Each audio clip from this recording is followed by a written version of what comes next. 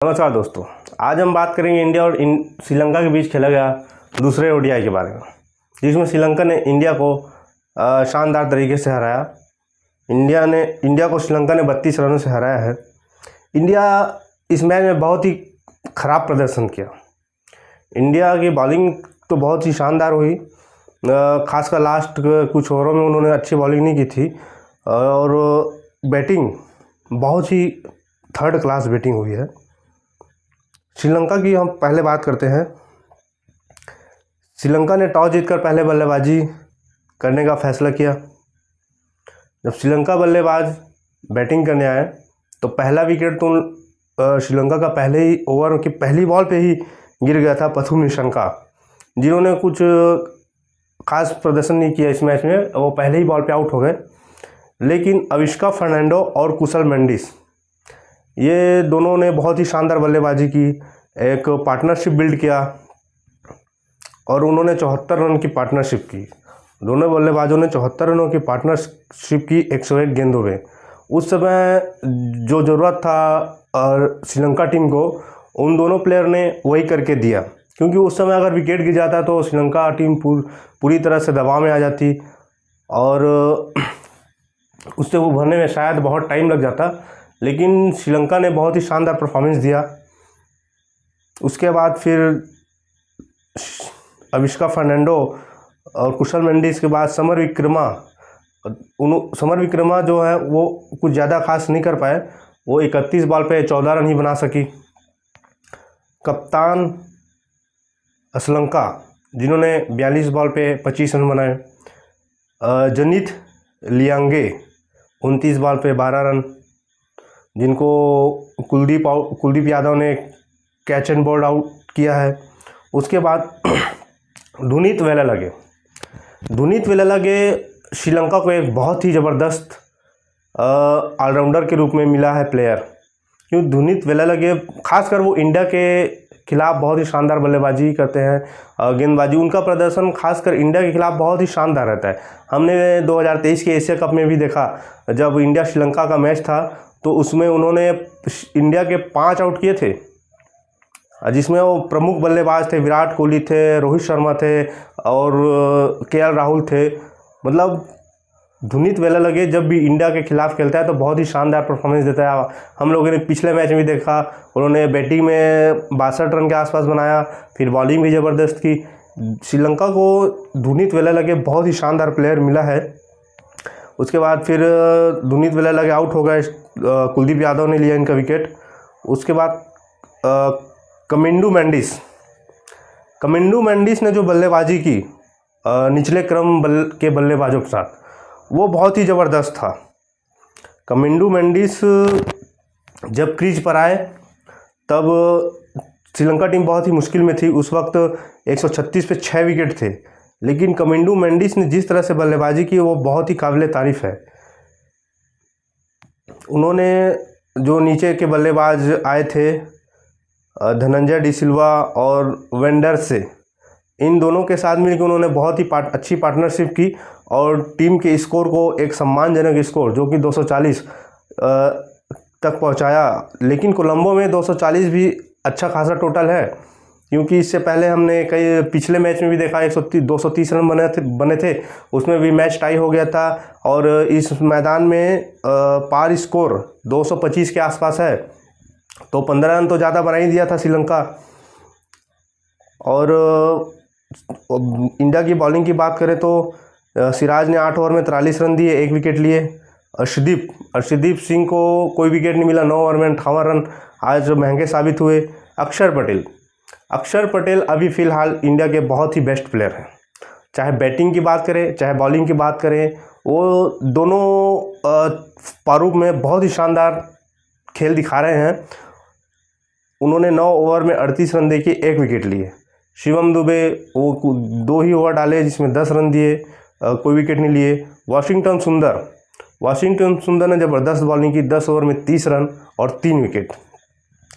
कुलदीप यादव की बात करें तो कुलदीप यादव ने भी 33 रन देके 2 विकेट लिए। और रोहित शर्मा ने भी 2 ओवर डाले हैं दोस्तों। रोहित शर्मा ने 2 ओवर डाले हैं और 11 रन दिए हैं। मतलब गौतम गंभीर जो आईपीएल में करते हैं, बैट्समैन को बॉलर बना देते हैं और बॉलर को बैट्समैन, क्या वही स्ट्रेटजी अपना रहे हैं गौतम गंभीर टीम इंडिया के लिए? क्योंकि रोहित शर्मा से कब बॉलिंग करवाए हैं इस मैच में, और हो सकता है फिर अगले मैच में हो सकता है विराट कोहली से भी बॉलिंग करा दें। रोहित गौतम गंभीर इस चीज़ के लिए तो जाने जाते हैं, हम लोगों ने देखा आईपीएल में जिस तरह से वो सुनील नारायण को ओपनर बल्लेबाज बना देते हैं, वो कुछ भी कर सकते हैं गौतम गंभीर। और फिर इंडिया जब बैटिंग करने आई तो शुरुआत तो बहुत ही शानदार था। इंडिया की शुरुआत वही ताबड़तोड़ अंदाज में, रोहित शर्मा जो जिस अंदाज में खेलते हैं उन्होंने वही अंदाज अपनाया रखा और बहुत ही शानदार बल्लेबाजी किया उन्होंने 44 बॉल पे 64 रन, जिसमें 5 चौके और 4 छक्के लगाए। शुभमन गिल आज थोड़ा ठीक ठाक दिखे, 44 बॉल पे 35 रन बनाए। बाकी बल्लेबाजों से तो बेहतर ही खेले थे शुभमन गिल। लेकिन उसके बाद जो बल्लेबाज आए, चाहे विराट कोहली की बात करें, चाहे शिवम दुबे, श्रेयस अय्यर, केएल राहुल, ये जो बल्लेबाज उसके बाद आते गए, कोई टिक के नहीं खेल पाया और एक के बाद एक कंटिन्यू टीम इंडिया अपनी विकेट्स गंवाती रही। अब पहला विकेट इंडिया का 97 रन में गिरा था, उसके बाद 147 में 6 विकेट, मतलब आप 50 रन के अंदर 6 विकेट गंवा देते हो तो आपकी टीम तो हार ही जाएगी ना जी, थोड़ी मैच थोड़ी जीती भाई। उस समय जब रोहित शर्मा आउट हुए तो 97 रन स्कोर था और टीम को 143 रन और बनाने थे, 144 रन माफ़ कीजिए। लेकिन 50 रन के अंदर जो 6 विकेट गिरा है उससे पूरा टीम इंडिया बैकफुट में चली गई और वहाँ से उभर ही नहीं पाई। अक्षर पटेल ने एक अच्छी पारी खेली थी 44 रनों की, लेकिन अब वो भी उतने टाइम तक थोड़ी खेल सकते थे, सामने से कोई साथ देने वाला नहीं था। वाशिंगटन सुंदर भी 40 बॉल पे 15 रन बना दिए, कुलदीप यादव ने 27 बॉल पे 7 रन। अब बाकी जो ये नीचे बल तो आए थे वो तो गेंदबाज हैं, आप इनको कुछ बोल भी नहीं सकते। जो बल्लेबाज ने काम नहीं किया वो गेंदबाज से थोड़ी उम्मीद कर सकते हैं। पार्टनरशिप में तो वही बस पहला विकेट का था 97 रन, उसके बाद फिर कोई पार्टनरशिप ही नहीं हुई इंडियन बल्लेबाजों के बीच। उसके बाद फिर वाशिंगटन सुंदर और अक्षर पटेल का हुआ था 61 बॉल पे 38 रन।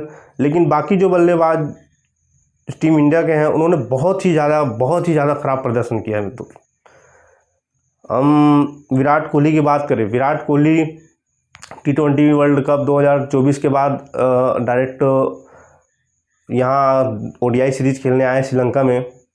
उन्होंने बीच में अभी गैप लिया था, बहुत दिनों हो गए उनको ओडीआई फॉर्मेट खेले हुए। 2023 का वर्ल्ड कप के बाद ये शायद पहला सीरीज़ है इंडिया का वनडे फॉर्मेट में, तो उनको अभी टाइम लगेगा। लेकिन आप उम्मीद कर सकते थे कि जब इंडिया को लास्ट के 25 ओवर में 100 रन के आसपास ही शायद बनाना था, कोई ज़्यादा तो नहीं था, 80-90 रन था। लेकिन जो श्रीलंका गेंदबाज, क्या नाम था उनका, जेफरी वंडरसे, उन्होंने बहुत ही शानदार गेंदबाजी की। उनके गेंद को कोई भी भारतीय बल्लेबाज समझ ही नहीं पा रहे थे। लेकिन ये भी कहा जाता है कि भारतीय बल्लेबाज स्पिनर्स को बहुत अच्छे से खेलते हैं, लेकिन क्या हो गया, पिछले मैच में भी देखा हमने, इस मैच में भी देखा।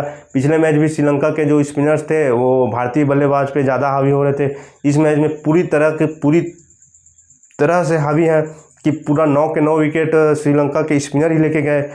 पिछले मैच में भी स्पिनर ने बहुत ही अच्छी शानदार गेंदबाजी की थी श्रीलंका के। तो समस्या क्या हो रही है कि टीम इंडिया के जो बल्लेबाज हैं, जो बहुत ही अच्छा स्पिन कंडीशन में खेलने के लिए जाने जाते हैं, लेकिन वो श्रीलंका में अभी जो 2 मैच हुए हैं, पहला मैच और दूसरे मैच, ये दोनों मैच में वो अच्छे से बल्लेबाजी नहीं कर पा रहे हैं। खासकर श्रीलंका के स्पिनर उनको बहुत अच्छे तरीके से फंसा रहे हैं। लेकिन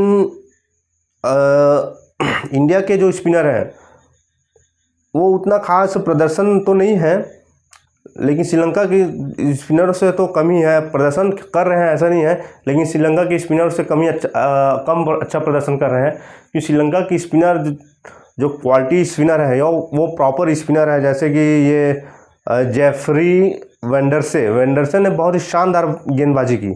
हम उनकी गेंदबाजी की बात करें तो पहले उन्होंने रोहित शर्मा को आउट किया, फिर शुभमन गिल को आउट किया, विराट कोहली एक बार उन्हीं की बॉल पे आउट होते होते बचे। एम्पायर्स ने तो उनको आउट दे दिया था, लेकिन फिर वो रिव्यू लेने के बाद पता चला कि वो एज लगा है बैट का, फिर नॉट आउट। फिर उसके बाद उन्होंने शिवम दुबे का आउट किया। शिवम दुबे को टॉप ऑर्डर मतलब तीसरे चौथे नंबर पे भेजना, ये मेरे ख्याल से तो एक सही डिसीजन नहीं था, क्योंकि शिवम दुबे मिडिल ऑर्डर के ही बेस्टमैन हैं, जो 5 नंबर 6 नंबर में वो जो ज़्यादा बेहतर खेलना महसूस करते हैं। लेकिन रोहित शर्मा भी सोचे होंगे कि चलो ट्राई करते हैं कि शिवम दुबे ऊपर अच्छे से खेल पाता है कि नहीं पाता है। लेकिन शिवम दुबे ने कोई अच्छी पारी नहीं खेली। जो डिसीजन लिया था भारतीय टीम ने उनको ऊपर भेजने का, उसे पूरी तरह से असफल कर दिया। फिर बात करते हैं श्रेयस अय्यर की बात करें। श्रेयस अय्यर आईपीएल के बाद कोई भी वो इंटरनेशनल मैच अभी खेले नहीं है। आईपीएल के पहले भी उन पे कुछ चल रहा था कि टीम कॉन्ट्रैक्ट से बाहर कर दिया था उनको, तो उनका भी इशू चल रहा है श्रेयस अय्यर का। लेकिन आईपीएल में तो उन्होंने कुछ अच्छा प्रदर्शन किया था, लेकिन श्रेयस अय्यर को इससे बेहतर परफॉर्मेंस देना पड़ेगा अगर टीम इंडिया में जगह बनाना है तो। क्योंकि आप ये देख रहे हो कि सूर्य कुमार यादव, ऋषभ पंत जैसे बल्लेबाज जो कि बाहर बैठे हुए हैं, ईशान किशन, ये सभी बहुत ही ज़बरदस्त बल्लेबाज हैं टीम इंडिया के, लेकिन ये सब अभी बाहर बैठे हुए हैं। अगर आप अच्छे प्रदर्शन करोगे तो आप टीम में रहोगे, नहीं करोगे तो नहीं रहोगे। तो ये डोमेस्टिक जो मैच होता है वो ना खेलने का नतीजा भी हो सकता है दोस्तों, क्योंकि श्रेयस अय्यर ने साफ साफ मना कर दिया था। श्रेयस अय्यर, ईशान किशन, ये लोग डोमेस्टिक मैच को ज़्यादा प्रायोरिटी नहीं दे रहे थे, ये लोग आईपीएल की तैयारी कर रहे थे। तो बीसीसीआई ने इन लोग को कहा था कि आप पहले डोमेस्टिक खेलेंगे तभी हम आप लोग को टीम इंडिया में जगह देंगे, उनका कॉन्ट्रैक्ट देंगे। तो उसके बाद उन श्रेयस अय्यर और ईशान किशन ये दोनों ने फिर डोमेस्टिक क्रिकेट मैच खेलना शुरू कर दिया है। उसके बाद फिर आईपीएल चालू हो गया था। अब बात करते हैं केएल राहुल ये भी वही है, आईपीएल के बाद कोई इंटरनेशनल मैच खेले ही नहीं है। T20 वर्ल्ड कप में भी उनका सिलेक्शन नहीं हुआ था, अभी मतलब डोमेस्टिक हो रहा था उसमें भी वो खेल नहीं रहे थे। तो थोड़ा कॉन्फिडेंस लेवल गिर जाता है। कोई भी प्लेयर है, चाहे कितना बड़ा ही प्लेयर क्यों ना रहे, अगर वो कंटिन्यू मैच अगर नहीं खेल रहा है तो उनका कॉन्फिडेंस लेवल और जो परफॉर्मेंस है वो डाउन होता ही है। तो इन लोग को तो डोमेस्टिक में मैच खेलना चाहिए, जिससे क्या है कंटिन्यूशन जो मैच चल रहा है, मैच खेलते रहोगे तो वो ज़्यादा अच्छा बेहतर परफॉर्मेंस होता रहता है मैच बाय मैच। उसके बाद फिर हम बात करते हैं अक्षर पटेल फ़िलहाल टीम इंडिया के ज़बरदस्त प्लेयर हैं, चाहे वो बैटिंग में हो चाहे बॉलिंग में हो, वो बहुत ही शानदार परफॉर्मेंस देते हुए आए हैं। आज के मैच में उन्होंने 44 बॉल पे 44 रन बनाया, बहुत ही शानदार बल्लेबाजी कर रहे थे। रोहित शर्मा के बाद इस मैच में वो दूसरे हाईएस्ट रन गेटर हैं। पिछले मैच में भी अक्षर पटेल ही थे रोहित शर्मा के बाद ज़्यादा रन बनाने वाले। वाशिंगटन सुंदर की बात करते हैं। वाशिंगटन सुंदर ने प्रयास तो किया था अक्षर पटेल के साथ मिलकर कि टीम को जीत की दहलीज तक लेके जाएं, लेकिन वहां पर अक्षर पटेल आउट हुए। उसके बाद फिर पूरी तरह से प्रेशर वाशिंगटन सुंदर पे आ गया, क्योंकि बतौर बल्लेबाज सेट बल्लेबाज और प्योर बल्लेबाज केवल वही बचे थे। उसके बाद तो केवल बॉलर्स को ही आना था, कुलदीप यादव, मोहम्मद सिराज, अर्शदीप सिंह, तो उन पे भी प्रेशर आ गया और वो अपना विकेट गंवा दिए। उसके बाद शुभमन गिल का भी परफॉर्मेंस अभी फ़िलहाल तो कुछ मैचों से डाउन ही चल रहा है। केवल जिम्बाब्वे के खिलाफ एक मैच हुआ था, उसी में केवल वो रन बनाए थे। उसके बाद चाहे T20 देख लीजिए चाहे वनडे देख लीजिए, अभी उनका परफॉर्मेंस भी अच्छे सही से नहीं चल रहा है, वो भी स्ट्रगल कर रहे हैं। केएल राहुल, कुलदीप यादव, अब गौतम गंभीर को ये डिसाइड करना है कि जो बाकी बेंच प्लेयर अभी बैठे हैं, क्या अगले मैच जो तीसरा मैच 7 तारीख को होगा उसमें कुछ चेंजेस करना चाहिए या नहीं करना चाहिए। मेरे ख्याल से तो केएल राहुल की जगह ऋषभ पंत को ट्राई करना चाहिए, श्रेयस अय्यर को बैठा देना चाहिए। और शिवम दुबे को अगर वो खिलाते हैं टीम में, तो उनको तो वो मिडिल ऑर्डर में ही खिलाए, क्योंकि वो टॉप ऑर्डर के बल्लेबाज नहीं है। टॉप ऑर्डर में वो अच्छे से नहीं खेल पाते। हमने T20 वर्ल्ड कप में भी देखा, और चेन्नई की तरफ से भी खेलते हैं तो देखते हैं कि वो अच्छे से नहीं खेल पाते। अगले मैच में हो सकता है तो रियान पराग को मौका मिल सकता है। हर्षित राणा जो कि कोलकाता नाइट राइडर्स के बॉलर थे, उनके गौतम गंभीर के अंडर में वो खेले हैं, तो हो सकता है तो उनको मौका दे दें, अर्शदीप को बिठा दें। ऋषभ पंत हो सकता है तो KL राहुल की जगह वो खेलेंगे। अगले मैच में खिलाना चाहिए, मौका देना चाहिए इनको। और रियान पराग की बात करते हैं। रियान पराग को ODI भी खिलाना चाहिए, जिससे पता चलेगा कि उसमें ODI क्रिकेट के लिए उसमें पोटेंशियल है कि नहीं है। तो T20 वो केवल T20 क्रिकेट में ही देखे हैं। IPL हो गया, अभी जो T20 सीरीज हुआ था श्रीलंका खिलाफ वो हो गया, तो T20 में ही उन्होंने अच्छा परफॉर्मेंस तो नहीं कह सकते, लेकिन कुछ 19-20 का परफॉर्मेंस देते हुए आए हैं रियान पराग। तो मेरे ख्याल से वो अगले मैच में खेल सकते हैं रियान पराग। लेकिन श्रीलंका ने जो मैच जीता है वो बहुत ही शानदार तरीके से जीता है। श्रीलंका की बात करते हैं पहले, क्योंकि श्रीलंका जिस जीत को डिज़र्व करती है उसकी तारीफ़ करना बनता है। श्रीलंका के जो गेंदबाज और बल्लेबाजों ने बहुत ही शानदार प्रदर्शन किया। जैसे कि पिछले T20 सीरीज में होता आ रहा था कि पहले 15 ओवर श्रीलंका अच्छे तरीके से खेलती थी, उसके बाद फिर 5 ओवर में वो पूरी तरह से कोलैप्स हो जाती थी। हमने तीनों T20 में देखा था। और पर भारत अच्छे से बॉलिंग ज़बरदस्त करती थी, मतलब लास्ट के 5 ओवर में चाहे बॉलिंग हो चाहे बैटिंग हो, वो ज़बरदस्त तरीके से करती थी।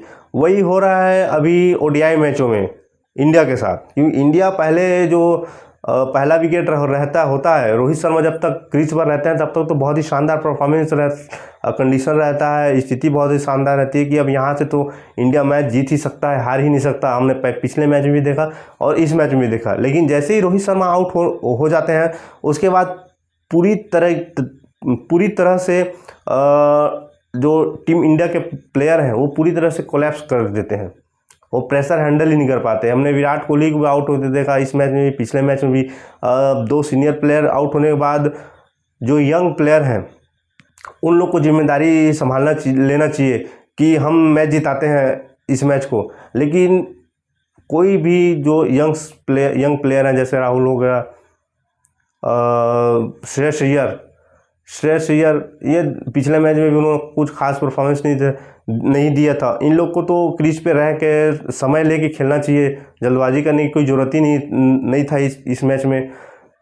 राहुल तो पहले 2 बॉल में ही वो चले गए। तो इन लोग को समझना पड़ेगा कि क्रीज में रह के ही रन बनेगा, डगआउट में बैठे बैठे रन नहीं बनता है किसी भी प्लेयर का। तो अगर आपको इंडियन टीम में खेलते रहना है तो आपको बेहतर परफॉर्मेंस देना पड़ेगा, जिससे आप टीम इंडिया में कंटिन्यू खेलते रहोगे। और गौतम गंभीर अब अगले मैच के बारे में क्या सोचते हैं, क्या स्ट्रेटेजी लेके आते हैं गौतम गंभीर, क्योंकि जो पहला मैच टाई हुआ था और ये मैच तो हार गई टीम इंडिया, तो 1-0 से पिछड़ी हुई है इंडिया। तो अब अगले मैच में क्या कमबैक करती है टीम इंडिया या फिर नहीं कर पाती है, ये देखते हैं अगले मैच में। और गौतम गंभीर को 2-3 डिसीजन लेना चाहिए टीम में चेंजेस के हवाले से। इसमें पहला हो गया, रियान पराग को खिलाना चाहिए, मौका देना चाहिए उनको। और खलील अहमद या हर्षित राणा, ये दोनों में से एक ही प्लेयर खेलेंगे, कोई भी हो। और श्रीलंका में तो अगले मैच में शायद तक कोई चेंजेस नहीं होगा, क्योंकि उन्होंने बहुत ही शानदार परफॉर्मेंस दिया है, मैच जीता है। तो फिर उन लोग को तो चेंजेस करने की ज़रूरत ही नहीं है। उनके प्लेयर जेफरी वेंडर से, जो कि आज हसरंगा की जगह उनको खिलाया था, और उन्होंने बहुत ही शानदार प्रदर्शन करके दिया। उनके बॉल को कोई भी इंडियन बल्लेबाज समझ ही नहीं पा रहे थे कि किस तरह से बॉल आगे हो रहा है, टर्न हो रहा है, दाएं जा रहा है, बाएं जा रहा है, मतलब पूरी तरीके से उनको चकमा दे दिया भारतीय बल्लेबाजों को। जो कि माना जाता है कि भारतीय बल्लेबाज स्पिन ट्रैक में खेलते हैं, जैसे कि इंडिया में तो पूरा स्पिन पिच ही बनता है, उन लोग को तो स्पिन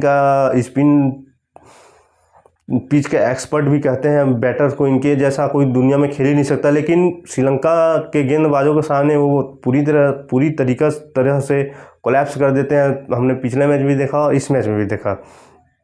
और उनकी कप्तान चरित असलंका, उनकी बात करें तो उन्होंने बहुत ही शानदार कप्तानी भी की है, और अभी गेंदबाजी में तो परफॉर्मेंस दे रहे हैं, बल्लेबाजी में उतना खास नहीं दे रहे हैं, लेकिन कप्तानी उनकी जो ज़बरदस्त तरीके से की है उन्होंने कप्तानी। उनको जैसा लगा कि स्पिनर्स को ही मदद है। आप सोचिए, जब इंडिया का पहला विकेट गिरा था 97 रनों पे, तो 13 ओवर में 13.3 बॉल पे उन्होंने 97 रन बना लिया था, लेकिन श्रीलंका उस समय हार नहीं मानी थी। उस समय उन्होंने जोश दिखाया, डट के मैच खेला, और जैसे ही पहला विकेट गिरा रोहित शर्मा का, उनको लगने लगा कि अब हम मैच जीत सकते हैं, क्योंकि पिछले मैच में भी रोहित शर्मा के आउट होने के बाद पूरी तरह से टीम इंडिया कोलैप्स हो गई थी, और इस मैच में भी वैसे ही हुआ। उसके बाद एक के बाद एक विकेट गिरते गए। उसके बाद दूसरा विकेट 116 पे गिरा, तीसरा विकेट 116 पे शिवम दुबे आउट हुए। उसके बाद विराट कोहली 123 रन का स्कोर था उस समय टीम इंडिया का, वो आउट हो गए। फिर 133 के स्कोर पर श्रेयस अय्यर आउट हुए। फिर उसके जस्ट बाद केएल राहुल। तो मतलब पूरी तरह से जो श्रीलंका के गेंदबाज थे जेफरी वेंडरसे, वो पूरी तरह से टीम इंडिया के बल्लेबाजों के ऊपर हावी हो गया था। और जो पहला 6 विकेट गिरा वो पूरे के पूरे विकेट जेफरी वेंडरस ने ही लिए। उसके बाद श्रीलंका के कप्तान की तारीफ जितनी भी की जाए वो बहुत ही कम, क्योंकि उनको पता चल गया कि अब अगर कोई मैच जिता सकता है तो मेरे स्पिन बॉलर ही जिता सकते हैं। तो स्पिन बॉलर में वो खुद आ गए, उन्होंने अच्छी परफॉर्मेंस दी। उन्होंने 3 विकेट लिए, हमने पिछले मैच में भी देखा 3 विकेट लिया, इस मैच में भी 3 विकेट लिया। मतलब कमाल का प्रदर्शन चरित असलंका, जो कि श्रीलंका कैप्टन है, उन्होंने बहुत ही ज़बरदस्त किया है। रोहित शर्मा अब अगले मैच में क्या स्ट्रेटेजी लेके आते हैं, देखते हैं। अगले मैच जो कि 7 तारीख को है 2:30 बजे से, तो क्या श्रीलंका सीरीज जीत जाएगा, अगला मैच जीतेगा तो, या फिर इंडिया सीरीज को बराबरी पे ख़त्म करेगा अगले मैच जीत के 1-1 की बराबरी पे, या फिर श्रीलंका 2-0 की बढ़त लेके सीरीज जीत जाएगा। श्रीलंका की बात करें तो पिछले 7 द्विपक्षीय वनडे सीरीज उन्होंने अपने देश में खेले हैं होम ग्राउंड पे, और उन्होंने अजय रहे पूरे 7 जो सीरीज हुआ है उसमें कोई भी सीरीज नहीं हारा है। इससे पहले इंडिया ही 2021 में श्रीलंका को हरा के गई थी। उसके बाद से श्रीलंका कोई भी द्विपक्षीय ओडीआई सीरीज श्रीलंका में नहीं हारी है। तो क्या है, अब ये तो तय हो ही गया कि वो इस सीरीज को भी नहीं हार सकते, क्योंकि एक मैच तो जीत ही गया है। तो अगर दूसरा मैच हार भी जाते हैं तो मैच सीरीज तो टाई ही रहेगा। तो इस बार भी अजय है, वो केवल सीरीज जीत सकते हैं, हार तो नहीं सकते। तो अगले मैच में रोहित शर्मा, विराट कोहली, इन सबको बहुत ही शानदार परफॉर्मेंस देना होगा, क्योंकि आप 1-2 मैच में फ्लॉप हो तो चल जाता है, लेकिन आप कंटिन्यूटी फ्लॉप होते रहो, रन नहीं बनाओ, आप इतने बड़े सीनियर प्लेयर हो। रोहित शर्मा तो बहुत ही शानदार परफॉर्मेंस कर रहे हैं, लेकिन मैं विराट कोहली के बारे में कहना चाहूँगा कि विराट कोहली तो प्लेयर तो बहुत ही शानदार है, उसकी काबिलियत पर किसी को शक नहीं है कि वो कहाँ से कहाँ चला जाता है मैच जब वो क्रीज पे रहते हैं। कई मैचों में अपने दम में उन्होंने जिताया है, लेकिन अब उनको समझना पड़ेगा और उनको अच्छा परफॉर्मेंस देना पड़ेगा, क्योंकि अभी अगर इंडिया चैम्पियंस ट्रॉफी खेलेगी पाकिस्तान वाले में जो होना है 2025 में, वो पाकिस्तान तो जाके नहीं खेलेगी, लेकिन किसी हाइब्रिड मॉडल में अगर हो जाता है, अगर हाइब्रिड मॉडल को एक्सेप्ट कर लेती है पाकिस्तान की क्रिकेट बोर्ड, तो अगर चैम्पियंस ट्रॉफी में भी अगर जाएगी तो कौन कौन से प्लेयर जाएंगे ये वनडे सीरीज में ही पता चलेगा। इसके बाद केवल आपके पास 4 मैच हैं, एक मैच श्रीलंका का बचा है जो अगला मैच है, उसके बाद केवल 3 मैच है। तो आपको 4 मैचों में ही 2025 के चैम्पियंस ट्रॉफी के लिए प्लेयर निकालने हैं। तो अब देखते हैं कौन कौन अच्छा परफॉर्मेंस देता है। शिवम दुबे तो अगले मैच में तो शिवम दुबे की जगह वो रियान पराग को खिलाना चाहिए। अब श्रेयस अय्यर को अगर चैम्पियंस ट्रॉफी खेलना है तो अच्छा परफॉर्मेंस देना पड़ेगा, तभी आप चैम्पियंस ट्रॉफी खेल सकते हो। श्रेयस अय्यर एक समय पिछले जो 2023 का सीज़न था उसमें उन्होंने बहुत ही शानदार परफॉर्मेंस दिया था। लेकिन आप जब लंबे समय से आप क्रिकेट ना खेलो तो आप कितने भी बड़े बल्लेबाज रहो, कितने भी बड़े गेंदबाज रहो, और परफॉर्मेंस में थोड़ा डाउन आता है और परफॉर्मेंस पूरी तरह से वीक हो जाती है। मोहम्मद सिराज बॉलिंग में तो अच्छे कर ही रहे हैं, कुलदीप यादव भी ज़बरदस्त बॉलिंग कर रहे हैं, उसमें कोई नहीं है। लेकिन जो बैट्समैन हैं उन्होंने बहुत ही ज़्यादा निराश किया है टीम इंडिया के, बहुत ही ख़राब तरीके से बल्लेबाजी की है। तो अब देखते हैं अगला मैच जो कि 7 तारीख को खेला जाएगा। इंडिया जीतती है या फिर श्रीलंका जीतती है। अगर इंडिया जीती तो सीरीज 1-1 से बराबर हो जाएगा, और श्रीलंका जीतती है तो फिर 2-0 से वो अजय बढ़त हो जाएगी और श्रीलंका जीत जाएगी सीरीज।